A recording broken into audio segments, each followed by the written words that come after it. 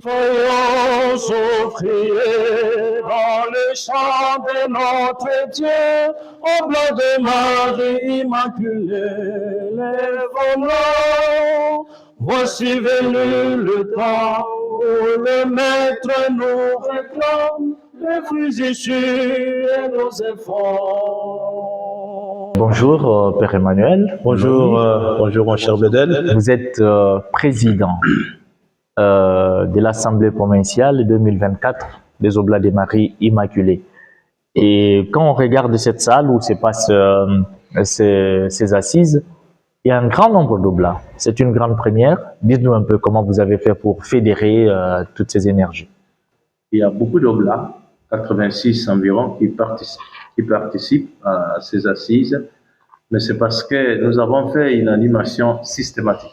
Ça signifie qu'ils viennent de la République démocratique du Congo et de l'Angola. Et de l'Angola. Donc la province du Congo signifie Congo, Kinshasa et de l'Angola. En plus de ceux qui sont en diaspora, par exemple nous, moi je vis en Italie, je suis en mission en Italie. Il y en a qui sont en France, qui sont en Allemagne, aux États-Unis d'Amérique. Et nous sommes donc réunis ici pour chercher ensemble, parler de nos problèmes, de notre identité, de notre mission, mais aussi de nos ministères Oblats. Moi, je vois la participation à 92%. Nous sommes ici pour répondre à 3 questions principales. Donc, ce sont ces 3 questions qui vont formuler les attentes, si on peut dire, de ces assises. La première question, c'est sur la vision missionnaire de la province. Évidemment, une vision, c'est une image qui projette d'espérance, d'espoir pour l'avenir. La deuxième, c'est répondre aux priorités de la province.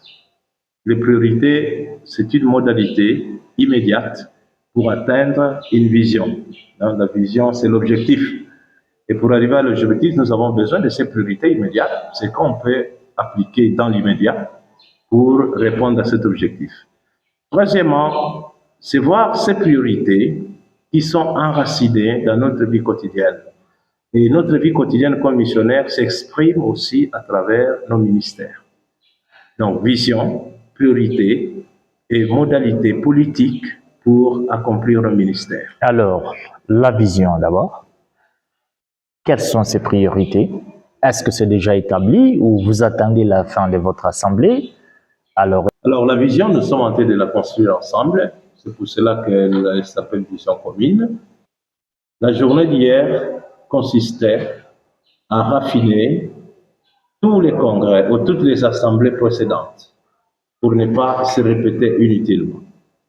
Un deuxième moment, c'était mettre ensemble tout ce que nous avons dit dans nos communautés à travers ces petits questionnaires dont j'ai parlé avant, faire une synthèse générale. Et après cela, nous sommes allés en Carrefour justement pour déjà commencer à écrire notre vision, à trouver une vision. Pour dire, mais nous avons eu beaucoup d'assemblées. Qu'est-ce qui a été fait, qu'est-ce qui n'a pas été fait, et pourquoi, et qu'est-ce que nous pouvons faire pour avancer. Et vous disiez hier que la province du Congo a une tradition d'assemblée. Et justement, c'était une tradition, au moins tous les 3 ans, il y a une assemblée qui est convoquée pour cela. Mais on peut convoquer 2 ou 3 assemblées. Parce qu'il y a une assemblée qu'on appelle l'assemblée de programmation, comme celle d'aujourd'hui, que nous sommes en train de faire, qui donne un cahier de charges, mais il y a l'assemblée aussi d'évaluation. Donc, une assemblée de vision, qui donne une vision, et une autre assemblée qui va évaluer la vision donnée, si elle a été suivie. Aujourd'hui, nous vous avons suivi, vous avez parlé des questions spécifiques, questions spéciales. Et notamment, il y a une question qui a surgi, c'est sur votre université, l'université de Masno. Oui. Et ça correspond à votre charisme. Nous avons la chance comme Oblat d'avoir un grand charisme, donc évangéliser multiples visages, le visage des pauvres. Et l'enseignement fait partie de notre charisme, partie intégrante, parce qu'il y a une pauvreté aussi dans l'enseignement, justement. Et nous avons vu qu'au Congo, l'enseignement est par terre. Au Congo, il y a cette grande pauvreté. Et cela attire tout de suite un Oblat. Parce que notre fondateur disait, il faut répondre aux exigences du temps avec les armes du temps. Et aujourd'hui, nous voyons que le niveau a baissé. Voilà pourquoi les Oblats tout de suite se mettent en route avec l'université pour donner une réponse claire, une réponse sincère, une réponse consistante à notre société d'aujourd'hui qui a besoin.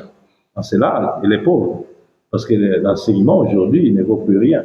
Et les Oblats veulent faire autrement, veulent répondre autrement à ces besoins d'enseignement de notre société. Voilà pour cela que notre université a vraiment une place dans cette société. Elle est bienvenue. Et ceci nous invite, nous, Oblats, à en être fiers, à nous mettre ensemble pour faire avancer cette université. Cette œuvre que j'appelle notre trésor actuel, c'est l'université Jean de Masnou. Une dernière question. En fait, j'aimerais signifier que cette assemblée est assez spéciale parce qu'on a eu, oui, la présence des Oblats de l'Angola, mais il y a aussi les laïcs associés, hommes comme femmes, qui sont un peu, c'est le prolongement du 36e chapitre général des missionnaires Oblats de Marie Immaculée, où le chapitre a mis l'accent sur la collaboration avec les laïcs. Cela nous rappelle d'abord le thème que nous avons donné à cette assemblée, non? Pèlerin d'espérance en communion dans la province du Congo. Et un pèlerin, c'est celui qui se met en marche. Les Oblats et pèlerins, quand ils voyagent, mais pour aller où? Vers les plus pauvres, vers les laïcs aussi.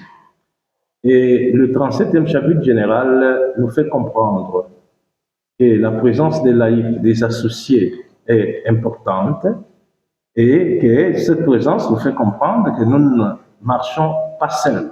Nous sommes avec les laïcs. L'Église insiste sur la présence des laïcs, le pape François, qu'ensemble, laïcs et prêtres et frères, parce que nous avons aussi des frères dans la congregation, nous devons marcher ensemble. Nous devons ensemble donner cette réponse à la société aujourd'hui qui pleure, qui a besoin de nous.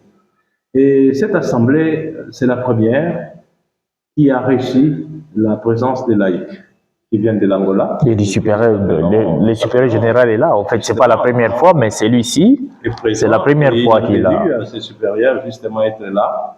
Et il tenait aussi à voir la présence des laïcs pendant l'assemblée. Parce que les laïcs font partie de nous. Nous sortons des laïcs, nous marchons avec les laïcs et nous allons vers les laïcs. Et ces laïcs viennent de l'Angola et du Congo. Du Congo, nous avons les laïcs à Kinshasa, les laïcs à Kikwit et les laïcs à Idiofa. L'assemblée se termine le samedi. Nous attendons quelque chose. Nous savons parce que nous aurons ce que nous attendons. Ce qu'on appelle des attentes, justement, d'une assemblée, d'une rencontre. La première attente, comme je disais, c'est d'avoir une vision claire et précise. La deuxième, de bien définir nos priorités qui vont nous aider à réaliser nos objectifs et notre vision. Mais aussi, une troisième attente, c'est de bien définir nos politiques que nous appelons politiques des ministères. C'était le thème déjà que nous avons commencé à traiter aujourd'hui. Politique des ministères pour dire la manière, justement, d'accomplir nos ministères. Que nos ministères aient une réponse à des modalités que nous appelons priorités pour atteindre notre vision, pour atteindre notre objectif. Je m'attends à de belles choses. J'ai déjà vu l'allure que les choses sont en train d'aller sur un chemin, un bon chemin. Voilà, je rappelle que nous étions en compagnie du père Emmanuel Tito, qui est président de l'Assemblée provinciale des missionnaires Oblats de Marie Immaculée 2024. Il est missionnaire en Italie. Il s'est imposé ses sacrifices pour venir participer aussi, accompagner la province dans son expertise. C'est comme ça que son provincial lui a demandé ce service.